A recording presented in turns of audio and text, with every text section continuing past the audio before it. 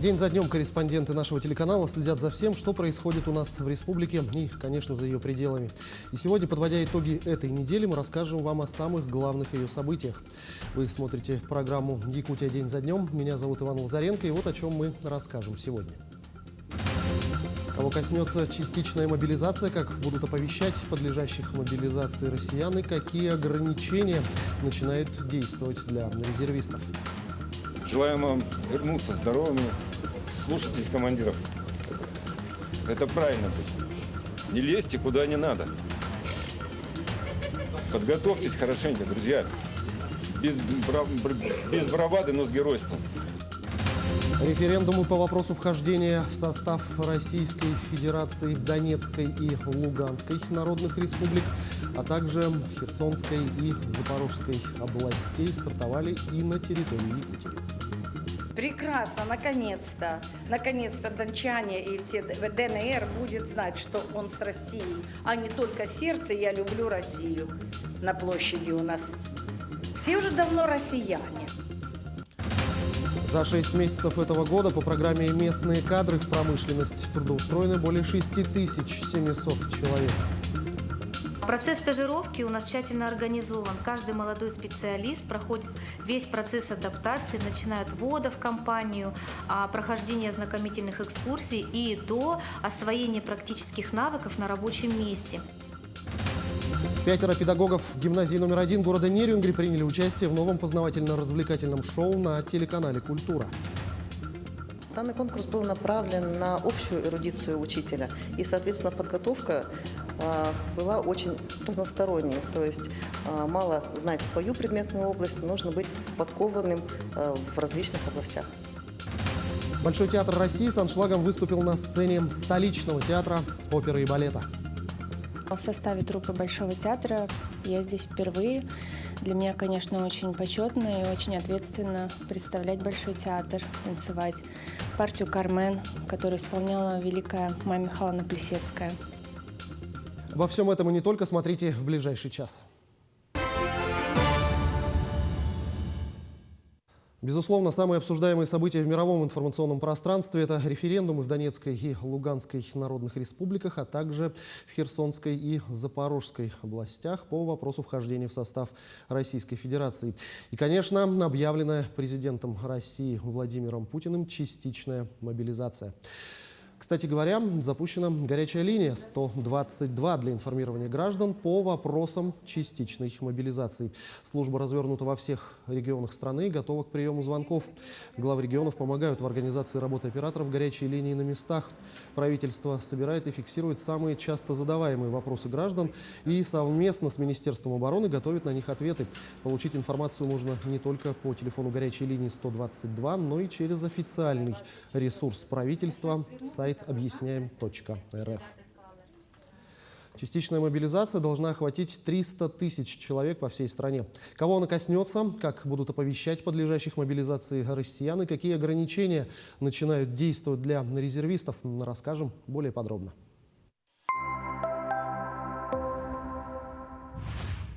Президент России Владимир Путин 21 сентября подписал указ о частичной мобилизации в стране. По мобилизации будут призывать граждан, которые отслужили в армии, у которых есть военно-учетная специальность и боевой опыт. Код военно-учетных специальностей, воинское звание и категория учета указаны в военном билете в разделе «Служба в запасе», а также во вкладыше «Мобилизационные предписания». После набора призванные по мобилизации пройдут военную подготовку или переподготовку. Уровень денежного содержания призванных по мобилизации будет таким же, как и у тех, кто проходит службу по контракту от 205 тысяч рублей в зависимости от должности. При этом контракты о прохождении военной службы, заключенные военнослужащими, продолжают свое действие до окончания периода частичной мобилизации, за исключением случаев увольнения. Также 21 сентября вышел приказ военного комиссара Республики Саха-Якутия. Согласно документу, все офицеры, прапорщики, мичманы, сержанты, старшины, солдаты и матросы запаса, проживающие постоянно на территории республики, вызванные в военные комиссариаты, получившие персональные повестки, имеющие на руках мобилизационные предписания военных комиссариатов, улусов и городов Якутии, должны явиться в установленные сроки в военные комиссариаты, указанные в повестке. Помимо этого, офицерам, прапорщикам, мичманам, сержантам, старшинам, солдатам и матросам запаса, не имеющим на руках мобилизационных предписаний и не получившим повестку военных комиссариатов, выезд за пределы района города временно запрещается. Право на отсрочку частичной мобилизации имеют забронированные органами власти как необходимые для их функционирования, признанные временно негодными к военной службе по состоянию здоровья на срок до 6 месяцев, занятые постоянным уходом за близкими родственниками, признанными нуждающимися в таком уходе, либо являющимися инвалидами первой группы при отсутствии других лиц, обязанных по закону содержать указанных граждан, являющиеся опекуном или попечителем несовершеннолетнего родного брата или несовершеннолетней родной сестры при отсутствии других лиц, обязанных по закону содержать указанных граждан, имеющие на иждивении 4 и более детей в возрасте до 16 лет или имеющие на иждивении и воспитывающие без матери одного ребенка и более в возрасте до 16 лет, имеющие жену, срок беременности которой составляет не менее 22 недель и имеющие на иждивении 3 детей в возрасте до 16 лет, матери призываемых лиц, имеющие кроме них 4 и более детей в возрасте до 8 лет и воспитывающие их без мужа, студенты, обучающиеся в вузах, члены Совета Федерации и депутаты Государственной Думы. Также в приказе написано, что граждане, не явившиеся в указанные им сроки и пункты, также их руководители организаций, независимо от организационно-правовых форм и форм собственности, препятствующие своевременной явке граждан от мобилизации, несут ответственность в связи с законодательством Российской Федерации. Между тем, Минобороны России сообщила о решении не привлекать на военную службу в рамках частичной мобилизации специалистов отдельных высокотехнологичных отраслей и ряда организаций финансового сектора. Так, речь идет о гражданах, работающих в аккредитованных организациях, ведущих деятельность в сфере информационных технологий, а также в обеспечении функционирования информационной инфраструктуры, в организациях, являющихся российскими операторами связи, в организациях в сфере информации и связи, а также их взаимозависимых лицах, которые являются учредителем, редакцией, издателем зарегистрированного средства массовой информации. Также в организациях, обеспечивающих стабильность национальной платежной системы и инфраструктуры финансового рынка. Минцифры России прорабатывает с Минобороны форму подачи списков сотрудников, подходящих под критерии отсрочки от частичной мобилизации. Форма будет открыта на следующей неделе на госуслугах. Также ведомство намерено не позднее 26 сентября опубликовать рекомендуемый перечень специальностей на получение отсрочки по каждому отраслевому направлению. Также в России утвердили постановление о сохранении рабочих мест для мобилизованных граждан. Отмечается, что мобилизованные смогут сохранить трудовой договор и позже вернуться на прежнее место работы. Трудовые договоры будут приостановлены, но не расторгнуты. Для этого в особенности правового регулирования трудовых отношений на текущие и следующие годы внесены изменения. Тем временем в Алдане состоялась первая отправка по частичной мобилизации. Накануне 26 граждан запаса получили повестки прибыть в военкомат к месту отправки. Вместе с родными, близкими и друзьями мобилизованных провожал Руслан Павлов. Площадка Алданского военкомата уже давно не видела столько народу. Провожать и поддержать первых мобилизованных пришли родные, близкие, друзья и просто алданцы. Для матерей, жен, сестер и детей 26 алданских мужиков минуты превратились в вечность. И вот команда на построение, но оторваться от прощальных объятий невозможно. Внимание, подходим к месту построения. Слезы расставания и гордости за своих дорогого стоят. Ребята поехали защищать рубежи отчизны, а все мы, кто остается на гражданке, должны поддержать мобилизованных, их семьи и веру в нашу победу над коллективным Западом. Поэтому слова напутствия звучат сквозь напряжение и дрожь переживаний. Желаем вам вернуться здоровыми. Слушайтесь командиров. Это правильно будет. Не лезьте куда не надо. Подготовьтесь хорошенько, друзья. Без бравады, но с геройством. Постарайтесь попасть в одну часть.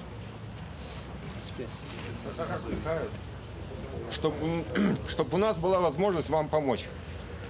Хочу вам сказать только одно. Вернитесь все живыми. Внимательно слушайте командиров, делайте то, что вам говорят, выполняйте поставленные задачи. Ну и самое главное, не посрамите наш район.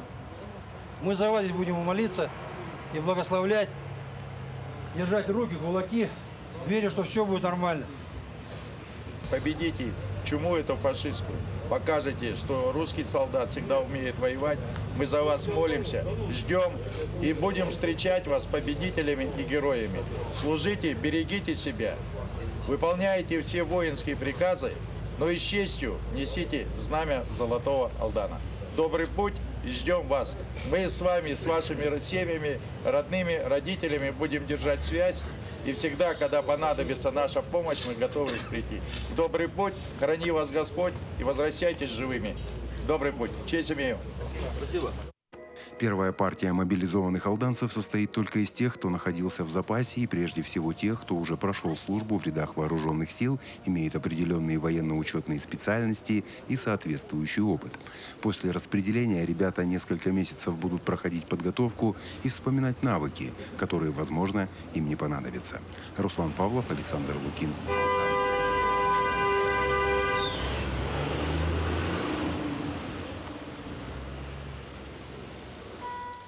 Банк России в среду рекомендовал банкам и микрофинансовым организациям давать кредитные каникулы мобилизованным гражданам и порекомендовал банкам не взыскивать с них просрочки по кредитам и не выселять их из ипотечного жилья, на которое ранее было обращено взыскание. Аналогичные рекомендации даются в отношении родственников у них на иждивении. При этом глава Комитета Госдумы по финансовому рынку Анатолий Аксаков предложил законодательно закрепить положение о кредитных каникулах для мобилизованных граждан. Позже первый замглавы Комитета Госдумы по строительству Владимир Кошелев сообщил, что внесет инициативу об оплате государством ипотеки и автокредитов на время службы мобилизованных вооруженных сил. Глава Якутии Айсен Николаев поручил строго соблюдать нормы указа президента России, но частичной мобилизации. Призванные ошибочно будут возвращены. Чтобы минимизировать такие ошибки, глава поручил усилить взаимодействие на местах органов местного самоуправления с военными комиссариатами районов. Айсен Николаев поручил правительству Якутии установить меры социальной поддержки семей военнослужащих мобилизированных. Так будет оказана единовременная материальная помощь в размере 200 тысяч рублей. Также глава региона предложил освободить от оплаты за посещение детских садов в период мобилизации родителя, обеспечить бесплатным питанием учащихся с 5 по 11 класса в общеобразовательных организациях в период мобилизации родителя, предоставлять бесплатные путевки в детские оздоровительные лагеря. Более того, Айсен Николаев предложил рассмотреть возможность заключения договоров на целевое обучение в высших и средних профессиональных учебных заведениях за счет средств государственного бюджета Якутии, установление повышенных стипендий для обучения в вузах и СУЗах для детей из семей, призванных по мобилизации. Накануне в столице республики на Комсомольской площади более 5000 человек вышли на митинг в поддержку жителей Донбасса и военнослужащих России, участвующих в военной операции на Украине. На митинг вышли представители организаций, предприятий, студенты, волонтеры, а также просто неравнодушные граждане. Напомним, начался референдум о присоединении ДНР, ЛНР, а также Запорожской и Херсонской областей к Российской Федерации. В первый день голосования в Якутии открылись 8 избирательных участков в 3 городах. Участники митинга уверены, что сегодня как никогда важна поддержка соотечественников. Насчет референдума поддерживаю не только я, поддерживает весь наш народ. Мы к этому шли 8 лет. Это событие для нас очень знаковое. Мы ждали этого события. Ну, это очень значимое должно быть событие сейчас, да, потому что это не только наша страна и наша республика, это в целом вообще все мировое сообщество должно понимать четко, что эти изменения нужны. Референдумом быть, народ должен выразить свое мнение, и мы, конечно же, должны им это право слова дать. По-любому мы их поддерживаем, и вот об этом эти все лозунги и есть, своих не бросаем. Акция «Своих не бросаем» в поддержку Донбасса прошла и в Москве. Десятки тысяч человек вышли на митинг на Манежной площади. Приняли участие и якутяне. Участники акции пришли с российскими флагами, флагами регионов и георгиевскими лентами. Они выразили поддержку населению Донбасса и освобожденных территорий и их желанию войти в состав России. Организатором акции выступило общероссийское общественное движение «Народный фронт». Что касается референдумов, все избирательные участки, открытые на территории Якутии, вовремя начали свою работу. Помещения для голосования оборудованы стационарными и переносными урнами, кабинами для тайного голосования, переносными ширмами. С 23 по 26 сентября голосование будет проходить вне помещения с помощью выездной бригады, а 27 сентября в помещениях для голосования. Приехала из Донецка. Рада, что участвую в референдуме. Потому что с 2014 года, с 2016 уже, даже когда мы первый раз референдум голосовали, проводили, очереди были очень большие, настоящие, люди радовались по несколько километров. Прекрасно, наконец-то дончане и все ДНР будет знать, что он с Россией, а не только сердце «я люблю Россию» на площади у нас. Все уже давно россияне. Вот этот выбор на людей мы должны поддержать. Во-первых, они в нас поверили в Россию. А я горд, что наш лидер, президент, всегда держит свое слово. И все заметили, что если он сказал, это не просто так. Я уверен, что и весь украинский народ, в конце концов, будет, как раньше, дружественным нам народом. А те, которых мы уже освободили, мы обязаны по их просьбе принять в состав. Вот наше дело правое, и победа будет за нами. В основном, конечно, в образовании работают патриоты. Я и сам патриот своей страны. Если Родина позовет, как говорится, то необходимо будет идти. Это вопросы целостности нашего государства и вопросы очень серьезные. Потому что действительно то, что сейчас происходит на границах нашей Родины и на территории Украины, это практически можно сравнить с Великой Отечественной войной. Всего на территории нашей республики работают 8 участков, 4 из них находятся на территории Нерюнгринского района. Первые участники голосования уже изъявили свою позицию. Участок для голосования организован на одном из объектов угледобывающей компании «Колмар» – шахте Инаглинская. Локомотив воссоединения с Россией уже запущен. Сегодня проводится голосование на шахте Инаглинская. Атмосфера среди участников референдума довольно оптимистичная, ведь они возлагают на него большие надежды. Здесь, на шахте, работает самое большое количество человек из Донецкой или Луганской Народной Республики. Все они приехали в разное время и по разным причинам, но объединяет этих людей одно – надежда на достойную жизнь и безопасность. Я ожидаю, но я вот уже почти 3 года в России. Меня все устраивает. Я ожидаю, что так же будет у нас, еще и лучше. За судьбу своего региона имеет право проголосовать любой желающий, независимо от гражданства. Я только за. И, по-моему, многих я знаю, которые с двойным гражданством, они тоже только за. Я как-то так считаю и верю. Голосование продлится до 27 сентября. Принятое на референдуме решение не будет нуждаться в утверждении государственными органами. Итоги будут известны не позднее, чем через 5 дней. Ирина Жданова, Вадим Барашков, Нерюнгри. Мы продолжим сразу после короткой рекламы. Оставайтесь на нашем канале.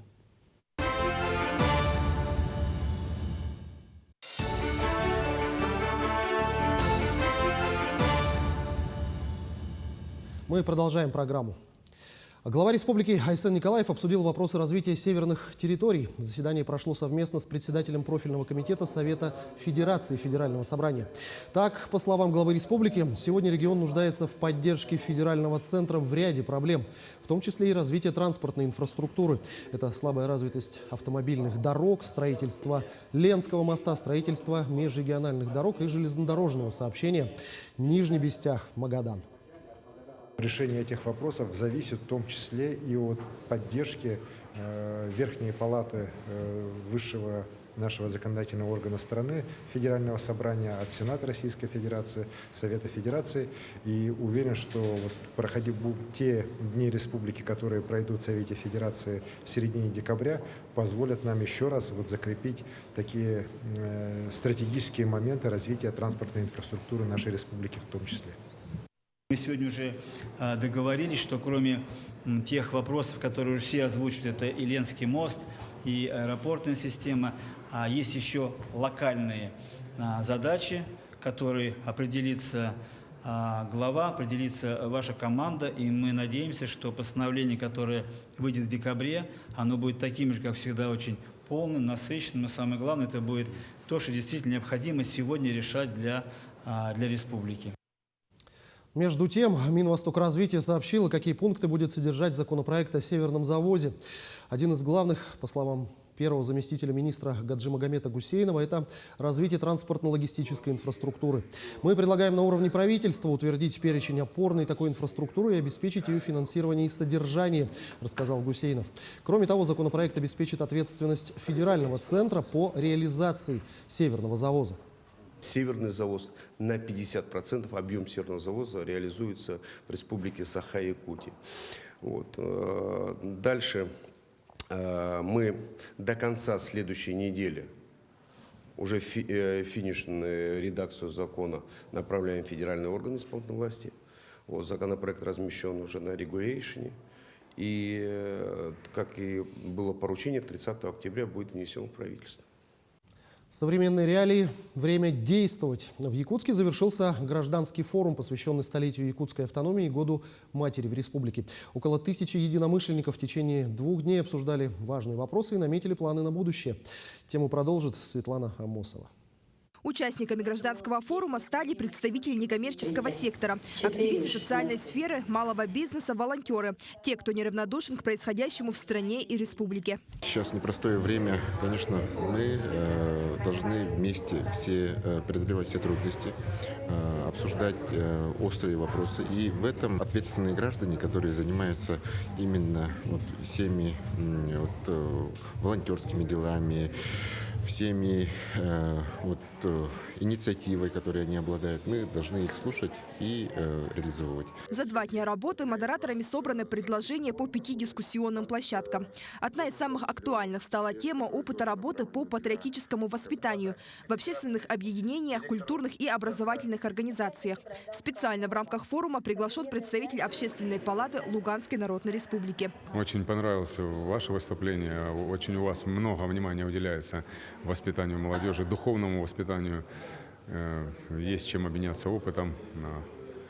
На нужном уровне вы двигаетесь. Также во время пленарного заседания вручены благодарственные письма и памятные медали от президента Российской Федерации и главы республики. Высокой награды удостоился Алгыс Петров. Его команда во время пандемии активно работала, помогала нуждающимся. Наш добровольческий штаб, мы вместе работали с начала до конца, получается, ежедневно наши волонтеры нам помогали. И данная награда во время именно проведения гражданского форума является очень символичной, о том, что волонтерская деятельность необходима, о том, что волонтеров наше государство ценит. По итогам гражданского форума составлена итоговая резолюция для дальнейшей ее реализации. Она будет отправлена органам государственной власти, главам муниципальных образований и общественным организациям. Светлана Амосова, Павел Пахомов, Якутск. Граффити Победы теперь и в Якутске. На стене театра юного зрителя появилось изображение героя Советского Союза, участника Великой Отечественной войны Николая Степанова. Рядом с ним изображен наследник Победы, юноармеец. Сюжет изображения демонстрирует неразрывную связь поколений. Напомним, акция посвящена масштабному проекту Министерства обороны Российской Федерации «Дорога памяти». Граффити Победы есть уже во многих городах страны. Проект реализуется совместно с главным штабом Всероссийского детско-юношеского военно-патриотического общественного движения «Юнармия». Акция призвана увековечить имена героев Великой Отечественной войны. В первую очередь это напоминание нам, потомкам, о подвигах минувших лет. Особенно в такое непростое время, потому что подвиги совершаются и в данное время. Но чтобы, как говорится, освежить нашу память и не забывать о том, что действительно надо жертвовать ради своего Отечества, вот мы изобразили здесь это граффити.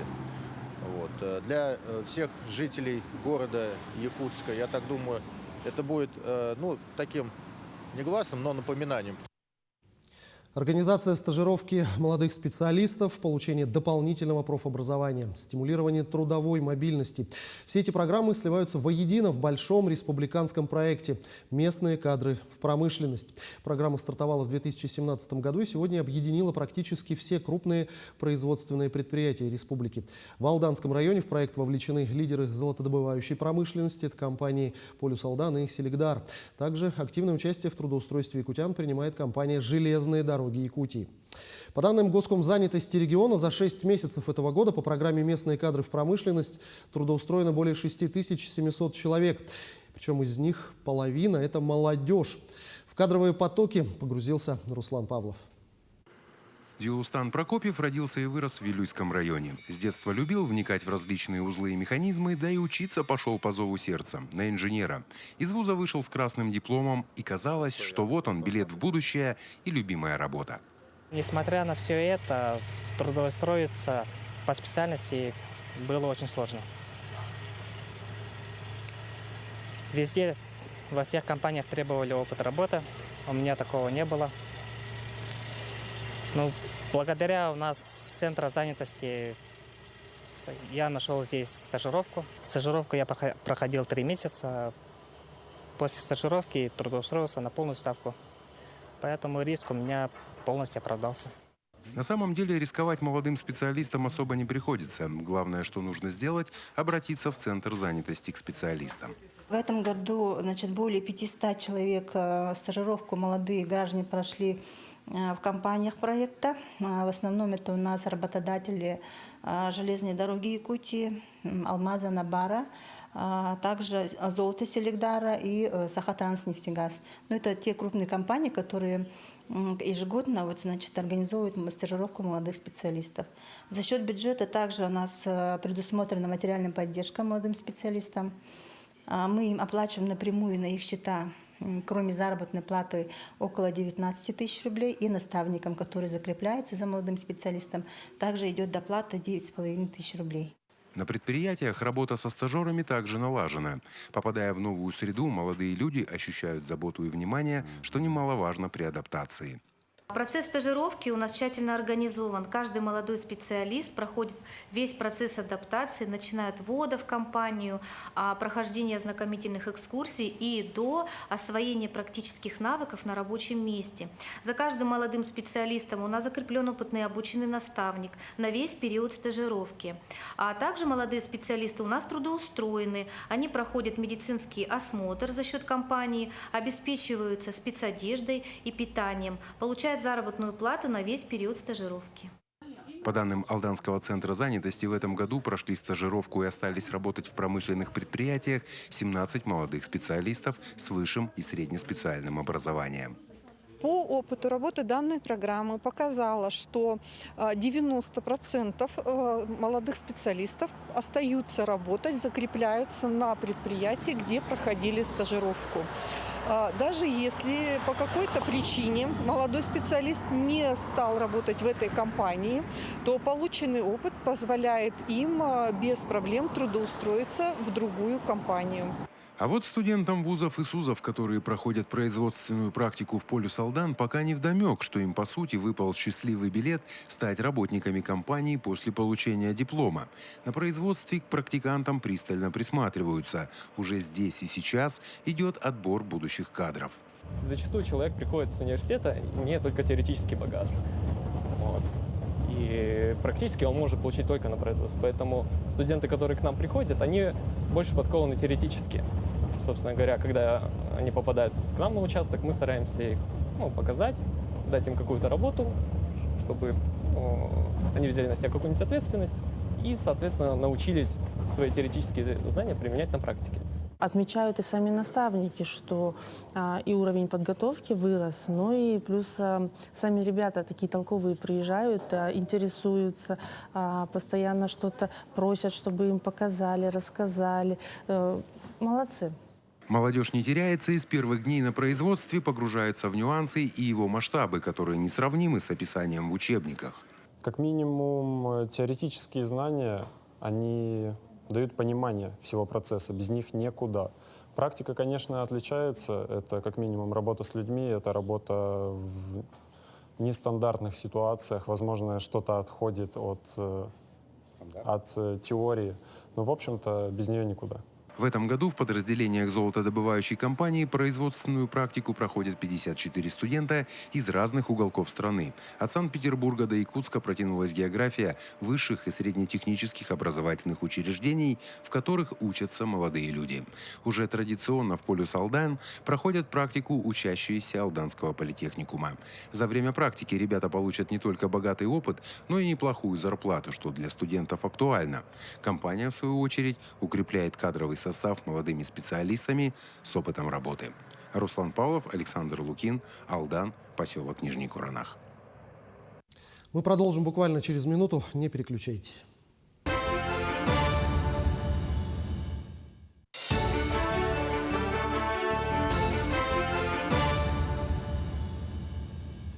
Мы продолжаем программу. 5 педагогов гимназии номер 1 города Нерюнгри приняли участие в новом познавательно-развлекательном шоу на телеканале «Культура». Команда достойно представила республику, став победителем программы «Передача знаний». «Передача знаний» – это совместный проект Министерства просвещения России и телеканала «Культура». Подробности далее. Во время игры участники продемонстрировали свои профессиональные знания, навыки, поделились педагогическими секретами. Всего в проекте приняли участие 34 команды. Команда педагогов из гимназии номер 1 – это победители и лауреаты конкурса «Учитель года». Каждый участник отвечал за определенную область знаний, но был готов к неожиданным поворотам. Данный конкурс был направлен на общую эрудицию учителя, и, соответственно, подготовка была очень разносторонней. То есть мало знать свою предметную область, нужно быть подкованным в различных областях. Так как данная передача, она ориентирована на очень широкий круг зрителей. Конкурсы, в которых соревновались команды, были весьма увлекательными и разнообразными. Например, в лабораторной работе приняли участие Маргарита Суворова, учитель биологии, и Екатерина Горюхина, учитель физики. Их задача была надуть шары нестандартным способом. Нам были даны пустые бутылки, сода, уксус, ну и шарики. За 1 минуту необходимо было наполнить шары содой, одеть эти шарики налить в бутылки уксус и одеть на них шарики. В этот момент, естественно, происходит химическая реакция, выделяется углекислый газ, шары надуваются. Не просто пришлось Любови Матросовой, учителю начальных классов. Ей предстояло соревноваться в силовом конкурсе с учителем физической культуры с 35-летним стажем. У нас были абсолютно одинаковые задания. Нужно было соединить достаточно упругие резинки и соединить их между собой крючочками. Насколько резинки тяжело тянутся, знали, наверное, только некоторые, кто за кадром попытался их подергать, эти резинки. Я этого не делала, поэтому я шла, можно сказать, неизвестность.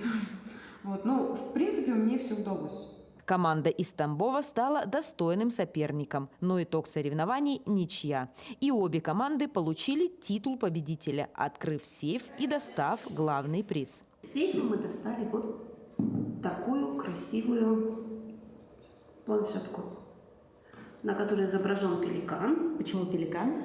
Потому что это символ конкурса «Учитель года». А так как он посвящен и принимали участие все финалисты «Учителя года», то, соответственно, он здесь появился. И говорится о том, что мы приняли участие на съемке передачи знаний телеканала «Культура». Кроме того, победители получили возможность обучиться на курсах повышения квалификации от Министерства просвещения, на которых участникам предстоит составить задания по функциональной грамотности для всей страны. В эфир передача с участием команды нашей республики выйдет 9 октября на телеканале «Культура». Ирина Лазаренко, Вадим Барашков, Нерюнгри. Субъекты среднего и малого бизнеса объединились в рамках форума предпринимателей, чтобы вывести предпринимательство Якутии на рынки Дальнего Востока. С местными производителями пообщалась наша съемочная бригада. Сегодня в Якутии насчитывается более 1000 различных товаропроизводителей. С каждым годом качество и актуальность товара растет. В рамках форума действует выставка-ярмарка, где предприниматели и самозанятые представляют свой товар. Многие товары отличаются уникальностью и отображают национальную особенность. Например, настольная игра по сбору ягод. Оформление подобрано в национальной тематике народа Саха. Настольная игра именно для семьи. Здесь могут играть 4 человека одновременно, и в ходе игры они передают друг другу, собирают, обратно кладут, и в конце выиграет игрок, у которого больше всех ягод. С детьми играть очень интересно, мы сами играем в семье тоже. В каждой семье у нас любят и готовить, и кушать оладьи, да? Например, пошли на охоту, все равно оладьи с собой берут. Вот этим перехватом мы, видите, да? Да. Должны поймать и поставить сюда. Я приноровился, да, играл, много раз играл, поэтому. Также уже имеются результаты тренингов и семинаров форума. Предприниматели находят новых клиентов и поставщиков товара. Узнают, как оформить заявки на грант, а также мнения и советы экспертов на тот или иной продукт. Изабелла Павлова уже много лет сама собирает ягоды в больших объемах. И вот решилась на создание своего продукта. 2 дня назад запустила свою линейку сиропов и соусов из дикоросов и уже нашла спрос ее товара.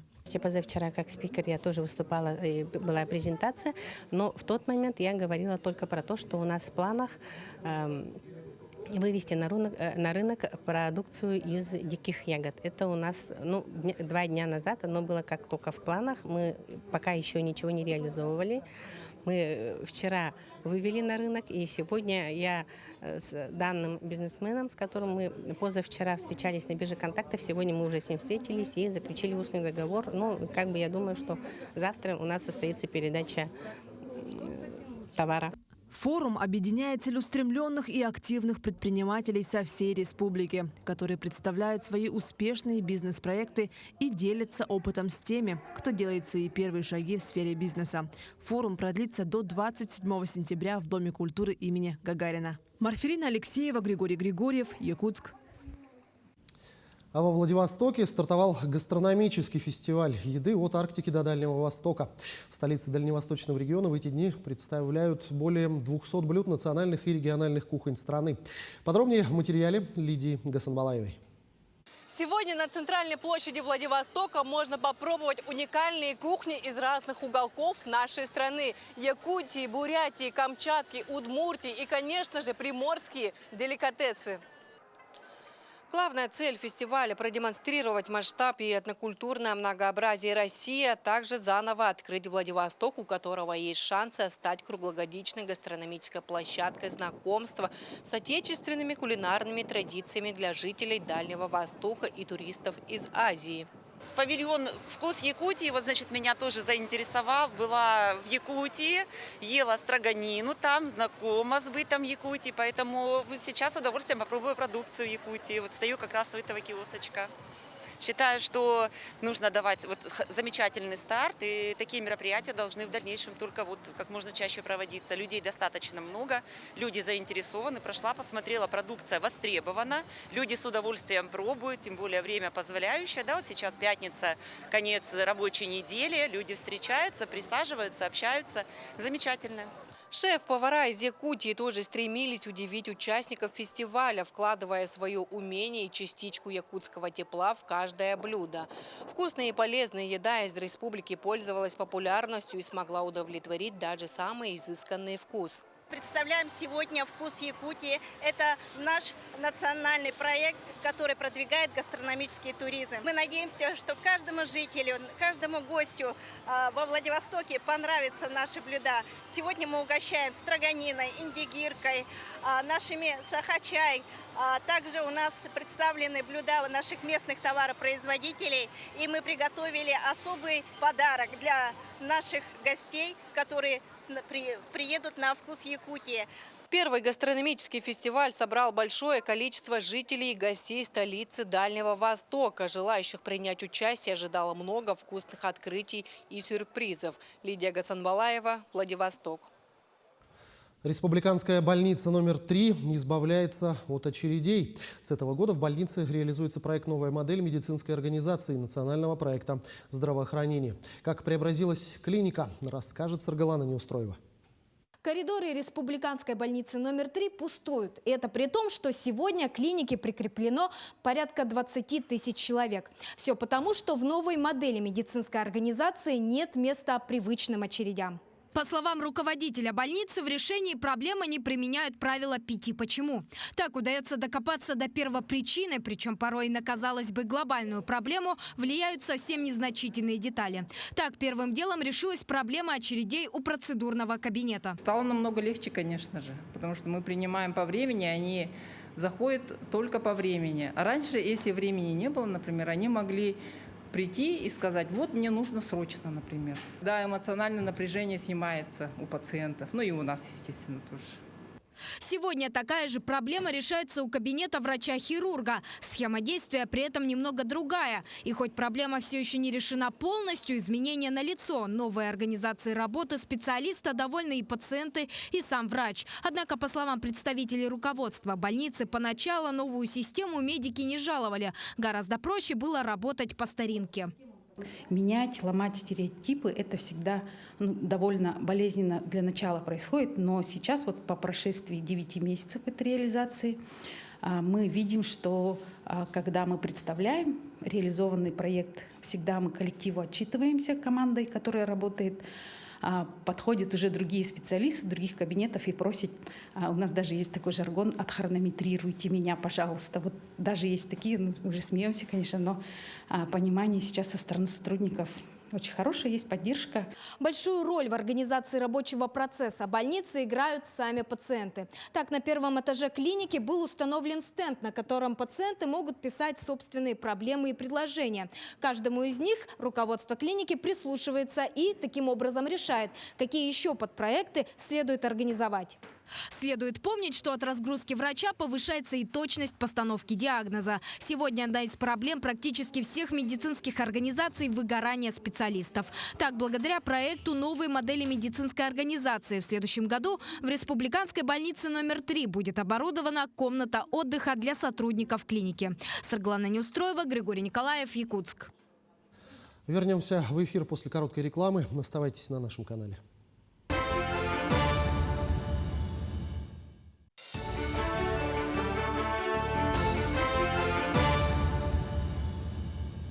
Мы продолжаем программу. Коневоду Дугуйдану Винокурову, который совершил конный поход от полюса холода до Белокаменной, присвоили звание «Почетный гражданин Аймиконского улуса». Также ему вручили сертификат на приобретение 100 лошадей в честь столетия образования Якутской АССР. Ранее Дугуйдан Винокуров сообщил, что планирует создать конную турбазу в селе Ничугей Аймиконского района. Ну а о самых интересных фактах похода Дугуйдана Винокурова и не только смотрите в материале далее. Вот уже как 2 недели легендарные лошади Хастах и Хонгор наслаждаются родными просторами. Кони пасутся в местности Усхатын и буквально на днях отправляются на родину в Аймиконский район. Легендарные они, потому что за год и 4 месяца верхом на них был преодолен сложнейший путь расстоянием в более 11 тысяч километров от полюса холода до Москвы.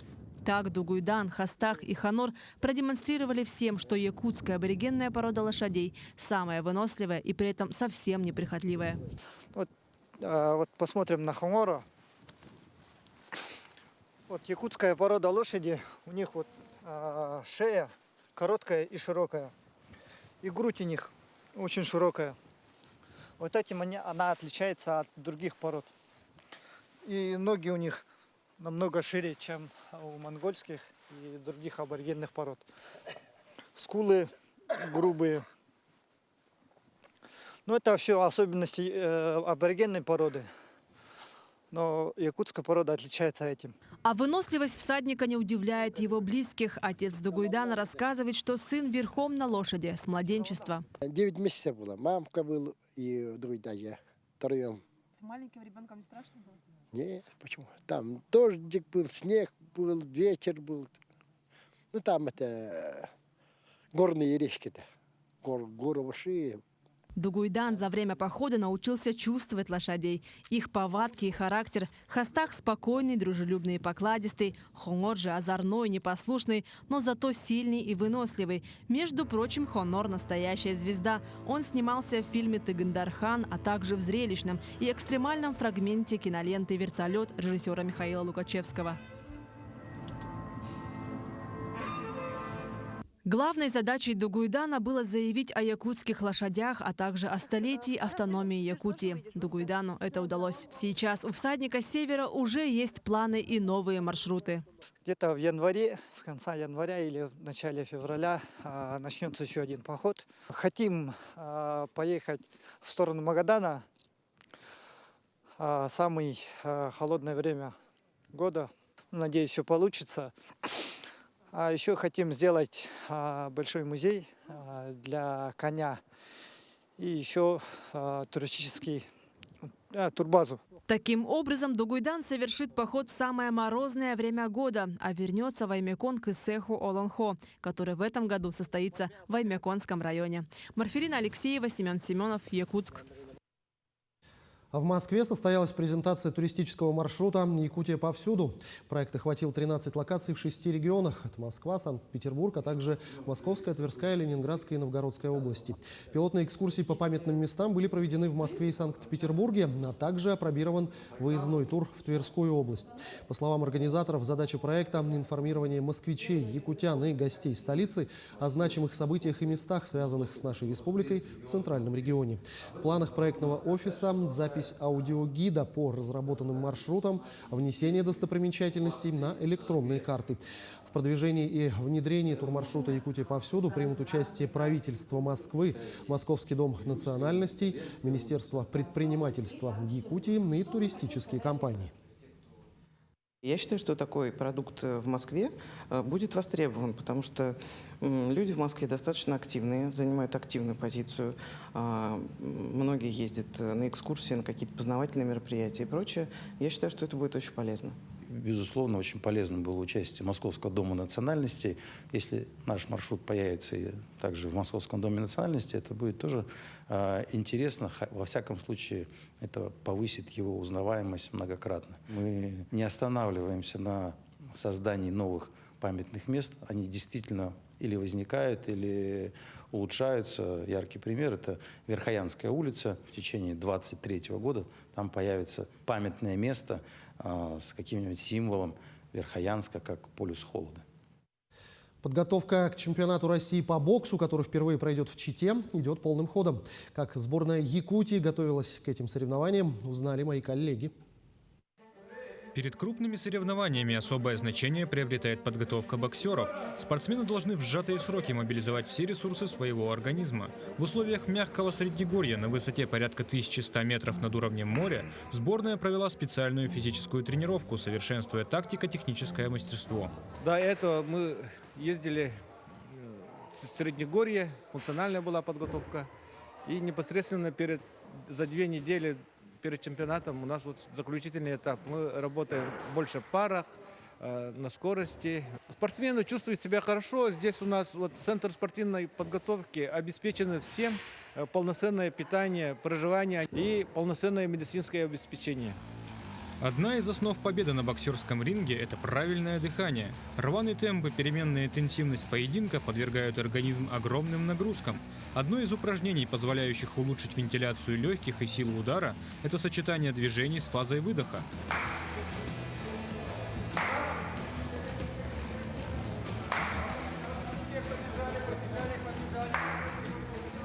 Сбалансированная диета и интенсивные тренировки помогают спортсменам поддерживать свой организм в боевом состоянии. В первый день чемпионата все боксеры пройдут процедуру взвешивания. Необходимо уложиться в лимит определенной весовой категории, иначе могут последовать штрафные санкции. Команда сборной Саха-Якутии на данный момент хорошо подготовлена. Сейчас работаем над весом. Осталось 10 дней до чемпионата. Всего в составе сборной Якутии на чемпионат отправится 14 человек в 7 весовых категориях. Также в соревнованиях будет участвовать 2-кратный чемпион Европы, 4-кратный чемпион России и серебряный призер чемпионата мира Василий Егоров. Константин Волков, Владимир Павлов, Якутск. Артисты Саха-театра покажут зрителям центральных городов свои лучшие постановки. Это прославленные театральные произведения режиссера, художественного руководителя Андрея Борисова. Это «Король Лир», «Желанный берег мой», «Летит уходит в горы», «Железная Васса» и другие. Творческий тур начнется с 27 сентября на сцене Александринского театра в Санкт-Петербурге. Далее артисты встретятся с калмыцкими зрителями. На 3 и 4 октября их ждет знаменитый Малый академический театр в Москве. Большие театральные гастроли закончатся 6 октября в Хабаровске. Там будет проходить фестиваль театров Дальневосточного округа. На сцене Хабаровска артисты представят спектакль «Васса» режиссера Сергея Потапова.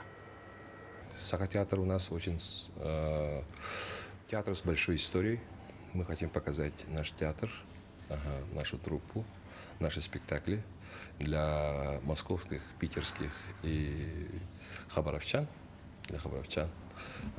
Мы еще будем в Калмыкии, город Элиста, там покажем тоже постановки Андрея Исаевича. Это будет большим обменом опыта культурным, традиционным. Вот такая у нас большая миссия. Ну а легендарный Большой театр России с аншлагом выступил на сцене столичного театра оперы и балета. Труппа представила якутянам уникальный спектакль «Кармен Сюита» и отрывки из классических балетов репертуара театра. На гала-концерте побывали и наши корреспонденты.